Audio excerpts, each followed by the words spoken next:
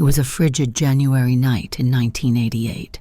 The snowstorm outside was relentless, blanketing Boulder, Colorado, with a chilling ferocity.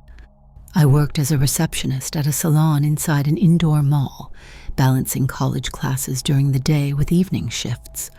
That night, I was the last to leave, ready to head home. It was just past 8:30 p.m., and I had bundled up, prepared for a treacherous drive in the storm. As I reached for my coat, an elderly gentleman walked into the salon. I'll admit, I was irritated. The weather was terrible, and I wanted to leave before it got any worse. Brusquely, I told him we were closed, expecting him to leave. But he didn't. Instead, he asked politely and softly if he could warm up for a moment. Despite his request, something struck me as unusual. He didn't have a single speck of snow on him, not on his coat or shoes, which should have been drenched. He carried a Walkman cassette player, looking puzzled by it. Feeling guilty for my earlier tone, I showed him how to use it. He seemed genuinely fascinated, like someone marveling at modern technology for the first time. His demeanor was warm, almost otherworldly. After chatting for about half an hour, he abruptly stood up, thanked me for my kindness, and wished me a safe journey home. As he stepped out, he added, "Thank you, Sandra." My heart skipped a beat. How did he know my name? I wasn't wearing a name tag, and I hadn't introduced myself. Rushing after him, I opened the door to ask, but he was gone, vanished without a trace. Shaking off the oddness, I got into my car and started the drive home. A few miles into the journey, flashing emergency lights forced me to slow down. A massive accident had occurred on the highway involving multiple vehicles, with fatalities reported. I realized with a shiver that if I had left when I originally planned, I would have been caught in it. That night, I couldn't stop thinking about the old man. Was he a guardian angel? I'll never know for sure. But his timely visit and mysterious knowledge of my name saved my life. Sometimes, the smallest delays can save us from the gravest dangers. It makes you wonder, was the elderly man there by chance or by divine intervention? Speaking of interventions, this next story involves a chilling encounter with a stranger that seemed to come from somewhere far darker.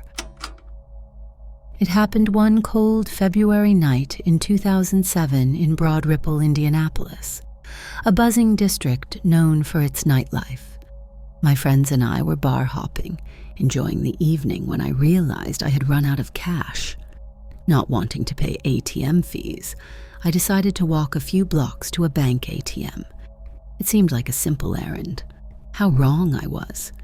As I withdrew the cash and turned to leave, I felt an unease settle over me.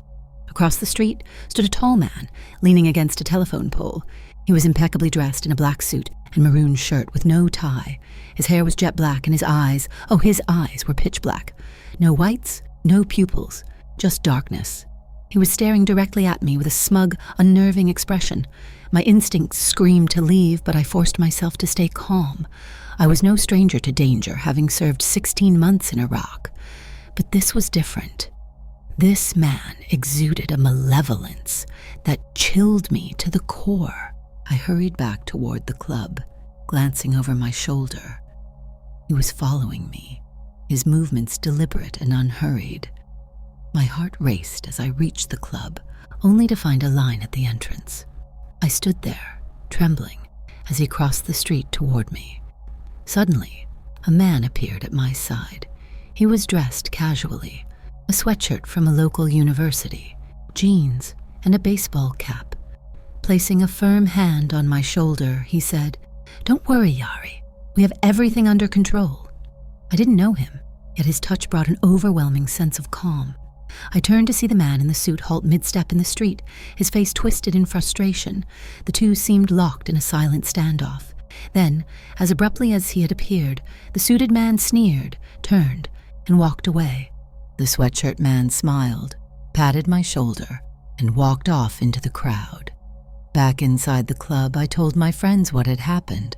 One of them mentioned that someone fitting the sweatshirt man's description had been looking for me earlier, claiming we went to school together. but I didn't recognize him. To this day, I'm convinced the man in the suit wasn't human, and that the one who intervened was sent to protect me. Evil often masquerades in forms we don't expect, but so does divine protection. The next story is one of comfort in the face of desperation, where an angel appeared in a hospital room to save a life. In July 2001, my grandson Jordan, only 5 months old, was gravely ill. He was in the hospital, his tiny body connected to tubes and needles. His condition was deteriorating, and the doctors had no answers. Watching him suffer was unbearable. One night, overwhelmed, I knelt before a crucifix my great-grandmother had brought from Ireland and prayed, "God, please send Jordan an angel. Heal him." The next morning I arrived at the hospital to relieve my daughter and son-in-law. The room was dark and somber, even with the curtains open. Suddenly the door creaked open, and the room seemed to brighten inexplicably. A petite woman entered. She appeared to be in her 50s, dressed in old-fashioned clothes from the 1940s, a black dress, dark glasses, and a vintage pocketbook. She said nothing, walking directly to Jordan's bedside. Without hesitation, she picked him up, cradled him, and smiled. Then she gently placed him back, rubbed his head and belly, and said, "He'll be fine." Her words filled me with peace. She turned and walked out the door. When I told my daughter about the mysterious visitor, she called the nurses, but no one had entered the room. The next day, Jordan was discharged, completely healed. To this day, I believe that woman was an angel sent in answer to my prayer. When desperation meets faith, miracles often follow. The final story takes us back to a life-threatening moment that proved angels don't just comfort, they protect. It was a Sunday evening in January 2001. I was 16, driving my little 1989 Honda hatchback home from work. As I approached an intersection, I turned left at a yellow light, assuming the oncoming truck would stop. But I was wrong. The truck slammed into my car at 45 to 50 miles per hour. The impact should have been fatal. My car spun out, narrowly missing a pole, and came to rest in the opposite lane. Everything felt surreal, like a dream. I awoke to the gentle touch of a hand on my face. Turning, I saw a woman with red hair standing by the shattered passenger window. "You've been in an accident," she said softly. Her presence radiated calm. Each of these stories reminds us that we're never truly alone. Whether through comfort, protection, or healing, angels remind us that the divine is never far away. Do you have your own angelic encounter? Share it with us all in the comments below. You never know, the faith of hearing such stories could help someone someday.